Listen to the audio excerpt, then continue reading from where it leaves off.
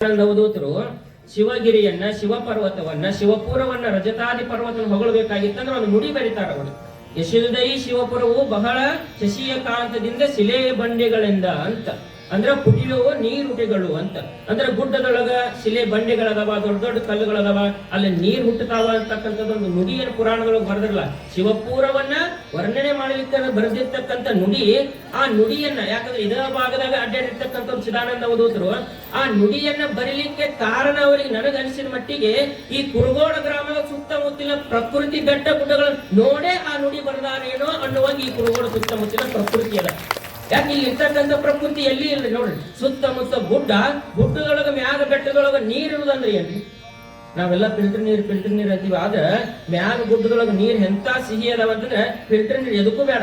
ಅಂತ ನೀರುಗಳು ಕೂಡ ಗುಡ್ಡದೊಳಗ ಅದಾವ. ಮತ್ತೆ ಎಂತ ಬ್ಯಾಸಿಗೆ ಆಗೂ ಕೂಡ ಆ ಗುಡ್ಡದೊಳಗಿಂತ ನೀರು ಹಿಂಗೋದಿಲ್ಲ ಅಂತಂದ್ರೆ ಅಂತ ಶಕ್ತಿ ಅಷ್ಟ ಅಲ್ಲ. ಈ ಕುರುಗೋಡ ಗ್ರಾಮಕ್ಕ ಮಧ್ಯದೊಳಗ ಸುಂಕಲಮ್ಮ ತಾಯಿ ಇದ್ರ ಸುತ್ತಮುತ್ತ ಈ ಕುರುಗೋಡ ಗ್ರಾಮವನ್ನ ಕಾಯ್ತಾ ಇರ್ತಕ್ಕಂಥದ್ದು 13 ದೇವತೆಗಳು ಈ ಕುರುಗೋಡ ಗ್ರಾಮವನ್ನ ಕಾಯಕತ್ತಾರ.